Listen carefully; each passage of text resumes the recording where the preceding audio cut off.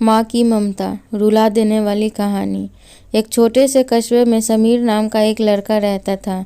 बचपन में ही पिता की मृत्यु हो जाने के कारण परिवार की आर्थिक स्थिति बड़ी दयनीय थी। समीर की माँ कुछ पढ़ी लिखी जरूर थी, लेकिन उतनी पढ़ाई से नौकरी कहाँ मिलने वाली थी, जो घर घर बर्तन मांजकर और सिलाई बुनाई का काम करके किसी तरह अपने बच्चे को पढ़ा लिखा रही थी। समीर स्वभाव में थोड़ा शर्मीला था और अक्सर चुपचाप बैठा रहता था। एक दिन जब वो स्कूल से लौटा तो उसके हाथ में एक लिफाफा था। उसने माँ को लिफाफा पकड़ाते हुए कहा, माँ, मास्टर साहब ने आप तुम्हारे लिए चिट्ठी भेजी है, जरा देखो तो इसमें क्या लिखा है।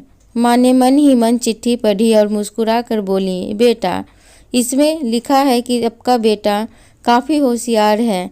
इस स्कूल में बाकी बच्चों की तुलना में इसका दिमाग बहुत तेज है और हमारे पास इससे पढ़ाने के लायक शिक्षक नहीं हैं, इसलिए कल से आप इसे किसी और स्कूल में भेजें।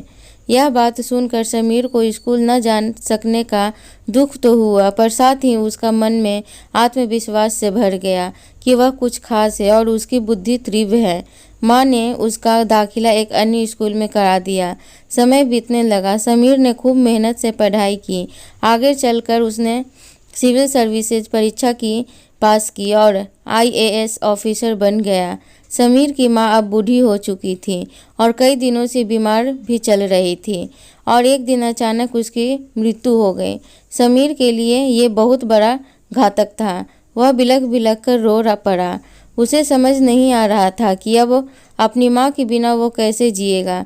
रोते रोते ही उसने माँ की पुरानी अलमारी खोली और हाथ में उनकी माला, चश्मा और अन्य वस्तुएं लेकर चूमने लगा। उस अलमारी में समीर के पुराने खिलौने और बचपन के कपड़े तक संभाल कर रखे हुए थे। समीर एक एक कर सारी चीज़ों को निकालने लगा और तभी उसकी नज़र एक पुरानी चिट्ठी पर पड़ी। दरअसल ये वो चिट्ठी वही थी जो मास्टर साहब ने उसे 18 साल पहले दी थी। नम आँखों से समीर उसे पढ़ने लगा। आदरणीय अभिभावक, आपको बताते हुए हमें अफसोस हो रहा है कि आपका बेटा समीर पढ़ाई में बेहद कमज़ोर है और खेल कूद में भी भाग नहीं लेता।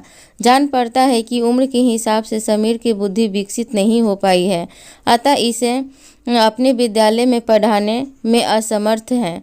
आपसे निवेदन है कि समीर का दाखिला किसी मध्यबुद्धि विद्यालय में कराएं अथवा खुद घर पर रखकर इसे पढ़ाएं। सादर प्रिंसिपल। समीर जानता था कि भले अब उसकी माँ इस दुनिया में नहीं रही, पर वो जहाँ भी रहे उनकी ममता, उनका आशीर्वाद सदा उस पर बना रहेगा। माँ से बढ़कर त्याग और तपस्या की मूर्त भला और कौन हो सकता है। हम पढ़ लिख लें, बड़ी होकर कुछ बन जाए, इसके लिए वो चुपचाप न जाने कितनी कुर्बानियाँ देती हैं। अपनी ज़रूरतें मार कर हमें शौक़ पूरा करती हैं। यहाँ तक कि संतान बुरा व्यवहार करे तो भी माँ उसका भला ही सोचती है। सचमुच माँ जैसा कोई नहीं है। तो दोस्तों, उम्मीद है आज की छोटी सी कहानी अच्छी लगी तो प्लीज़ चैनल को लाइक, शेयर, सब्सक्राइब और कमेंट करें।